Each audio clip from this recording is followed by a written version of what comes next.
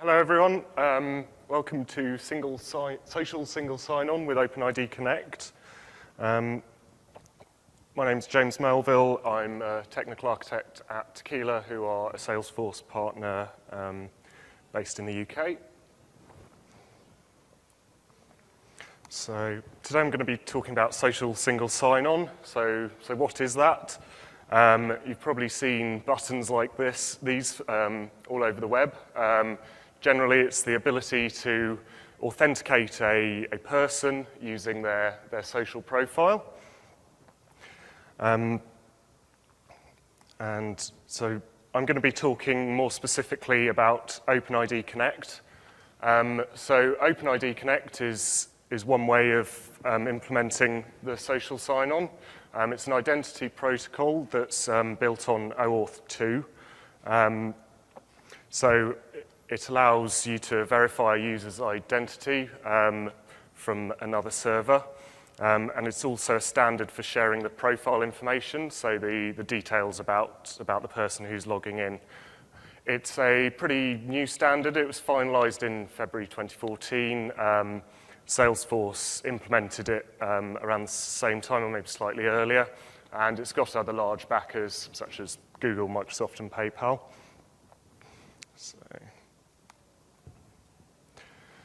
So what can you do with Salesforce and OpenID Connect?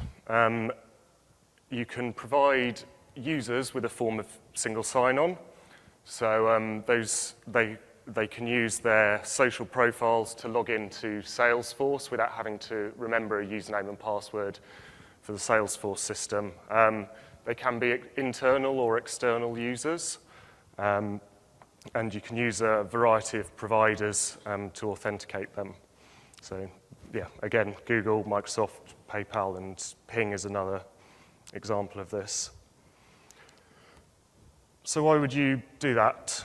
Well, there's benefits for the users. If they already know their login for one of these social providers, then they don't need to remember another login for your site. It can make it quicker to log in. If they're already signed into one of them, then it's often just a click through to get in. And also reduced registration effort. So maybe if you're offering a community, the people logging in don't need to type in their first name, last name, email address. That can automatically be picked up from the other service. And then benefits for businesses. You can automate the user creation, so you don't need to have an admin go in and create the user. You can automatically create the user based on their sign-on details. You might have a more reliable source of user details, so you've taken the details from another registry. You don't need to maintain that data. And also, potentially, it will reduce interactions with help desks. Someone forgets their Salesforce password, then they might need to call up, whereas if they're using another identity provider to sign in, then that can be handled through there. So they've got fewer credentials to remember. So how do I set this up with Salesforce? I'm going to demonstrate this using Google as the identity provider. It's pretty quick and simple to get set up. So first off, you register as an OAuth client with Google. So this gives you a client ID and secret, which you can use for any kind of OAuth connections, but it's needed for this as well. We then go and configure that within Salesforce. So it's just a case of copying and pasting and filling in a few fields on a record in the Salesforce Setup menu. You then need to define some logic to manage the users. So I mentioned before, you can automatically create users on the fly, pick up their details from the social profile. So you need to define some logic for managing that. And then you can set up the authentication provider to be used within your My Domain internally or maybe within a community. So I talked briefly about user management. So you need to manage the identities between the different systems. So Salesforce calls this a registration handler, and it's a piece of code that you need to write that defines two methods, basically. One, it's executed when the user logs in, and it grabs the information as part of the OpenID Connect standard. You've got profile information that comes across from the identity provider. And then there's two methods you have to implement.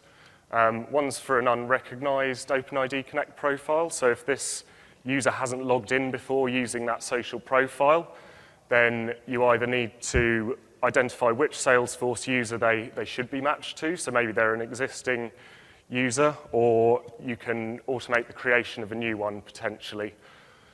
If they've already logged in again, then if they've already logged in before, then a different method is called, and that just pulls down, that provides you with the profile details again. So you can, if you want, use them to update the profile information. So I'm going to flip over to demo. So here's an example for an internal user using My Domain. You can expose the social sign-on as a button here. If you can have multiple buttons, or you can choose not to have a button at all, and when the user hits the My Domain page, they'll be automatically redirected through to authenticate with the social identity provider if they're not already signed in. So this is what a user would typically see if they were logging in. So at this point, I'm not signed into my Google account, and I haven't already logged in before using this. So if I just hit this button, if you're already logged into your Google account, then it may well just push you straight through into Salesforce. If you've got multiple Google identities that you're signed into, it will give you the option to pick one, although you can set it up so that it will use, if you're using Google Apps, it will, you can specify the Google Apps domain that the user has to be logging in from. So I'm just going to log in here, and this is fairly standard OAuth UI. It's prompting me to authorize the Salesforce instance to have access to some of my Google data. So this one, it's talking about collecting your identity from Google, getting your email address and profile info, and also here, Google Drive, which is slightly different, but I'll talk more about that in a second. So once I've clicked accept, I get pinged through, and eventually I'm logged into Salesforce. So very easy, very simple. How do we set this up?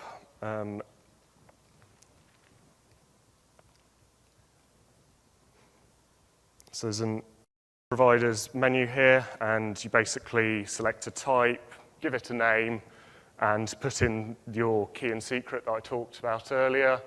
There's a few endpoints. These are all standard for Google, but if you were using a different provider, then you need to get the right ones from them. And you define the scopes that you want to access. So the scopes are what I was prompted for just now. So there's email, OpenID, and profile, the basic ones. OpenID allows you to sign in. Email gives you their email address, and profile gives you a little more information. So gender, locale, that kind of thing. So you put all these details in, and Salesforce will give you an callback URL, which is the one you have to go back to the Google APIs and put in as an authenticated endpoint to redirect to. So because Google will only redirect the user with their credentials to a specific endpoint. So I briefly talked about the authentication handler. So this is the Apex code which decides how the person is authenticated. So it's pretty simple. You implement this auth.registration handler, and you implement two methods. One that's called create user. So this is when the social profile hasn't been used before, and update user, which is the one where it has been used before. So I've put in some very, very basic matching logic here. I'm just looking for a username where the user matches the email address that's been passed through from Google. I could obviously in here put in a routine to create a new user if I don't identify them, or I might use some other matching logic. So you might have a kind of federation ID from Google or something like that you use to match your users up. So something slightly different here. I've just put in set image, which is I've just made a call out to Google to pull down the user's profile picture and set it as their chatter profile. So something a bit more fun and a bit different. So yeah, ended up with my cat picture there.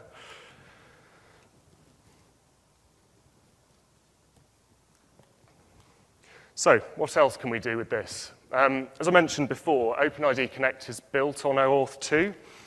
And so OpenID Connect gives us identity, and OAuth 2 gives us authorization. So this is generally authorization for access to an API. So we can now use this authorization procedure in the same steps that the user's following to log in to access other resources. So you saw earlier, I defined that access using a scope. So I'd specified Google Drive, and that has actually now granted me access to the Google Drive API to act as that user. And what Salesforce has given us is actually a really simple way of getting access to those APIs to act as a user. So I've put together a very basic demo here that we can see. And basically, I'm loading up my user's Google Drive documents within a Visualforce page.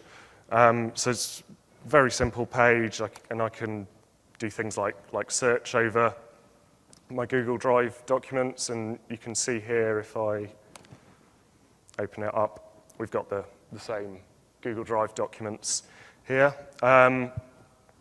So how have I done that? It's really incredibly simple.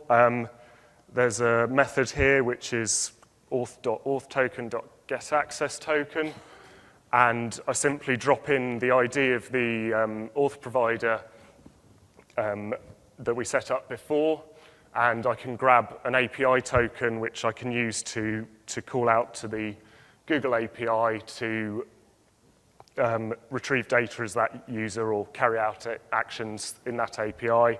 So it's literally as simple as dropping that token in the header and making your call outs. So there's obviously a lot of potential to do different things with this. Google has a whole range of APIs that we could use. Imagine calendars or contacts or Google Drive, or it's kind of endless what you might think of doing here. And it's obviously not just, although I've used Google as an example, it's not just Google. Anyone else who implements the OpenID Connect authentication protocol could implement something like this. So there's a few URLs here. I'll obviously post the slides afterwards. So all the documentation and the GitHub repository that I've demonstrated. So I think this is a brilliant feature. Salesforce are still enhancing it, so the first version you couldn't actually refresh the access token, which makes it a bit difficult to work with Google when the user's only logged in once and the token expires after an hour, but that was added in a release earlier this year, and hopefully they'll continue adding features to this. So I mean, things I'd thought of that I'd quite like to see is the ability to extend the scope. So best practice around using OAuth is to only really request access to the to the scopes that you need at the time. So you've got someone logging into your community, you don't want to ask for full access to their Google Drive without justification. And if they're logging in for the first time, they might be scared off by that. So it'd be useful to be able to do that, and also tell which scopes have already been claimed when the user's logged in, and also potentially the ability to update the credentials store. So yeah, that's my presentation. Does anyone have any questions? I don't know if there's a microphone there, or I'll repeat it if you say. What happens if you deactivate? So if you deactivate the user in Salesforce, then they shouldn't be able to log in anymore. It's still the same user account inside Salesforce. They're still acting as that user. It's just they've used a different set of credentials to actually sign in as them. Yes? So if they were a Salesforce user and then they also use the Google login, would they consider it basically to use the system? So the question was if they've logged in using the Google ID and also the normal Salesforce ID, are they actually two different users? So that will depend how you implement the registration handler. So the code I showed earlier was literally just querying for an existing user by matching their email address. So that will still be one single user. And depending on how you set up the page, they can actually tie multiple Google identities to a single Salesforce user if they want, or also other identities. So in Winter 15, Salesforce has also introduced this for LinkedIn and Twitter, if I remember rightly, and Facebook is already available as well. So you can potentially have multiple social profiles that are all connected into a single user identity. But yeah, whether you end up with multiple user accounts depends how you implement the registration handler. I think you'd more typically create new users on the fly if you're doing a community or something like that. Probably internal users, you're going to want someone to go in and choose the right role and be the correct profile for the user you're creating. So it's probably limited use for that, but for community, it's definitely valuable. Okay, anyone else? Okay, thank you. Sorry? Could you put that link page back up? Yeah, sure.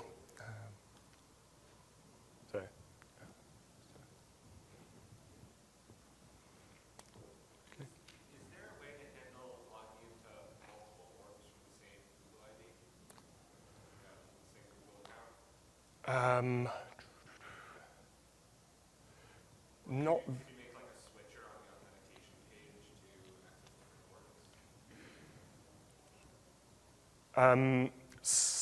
access the question was, is there the ability to log into multiple orgs using the Google account? It's not something I've thought about. I think there's a feature called Environment Hub, but I haven't looked into that. I think it's more aimed at ISVs who have lots of orgs where they're developing managed packages and that kind of thing. But I mean, the standard Salesforce login page, you now have the user switcher, and also my domain I find is a really useful way of being able to stay logged into multiple Salesforce orgs, especially if you've got if you're logged into Salesforce orgs that are all on the same instance. So if you're logged into multiple orgs on NA1 and you're not using my domain, then you'll always be having to log in again if you want to switch between them. But if you use my domain, which you need to do to put that button on the login page, that's a useful way of actually kind of segmenting your org. So you could very easily have bookmarks that will, you could set up bookmarks for all the different orgs you want to log into, and if you're just using a single Google account that you're already logged into, you could just switch off the ability to log in using your Salesforce username and password on the login page, and you'll be routed straight through and logged in straight away using the My Domain.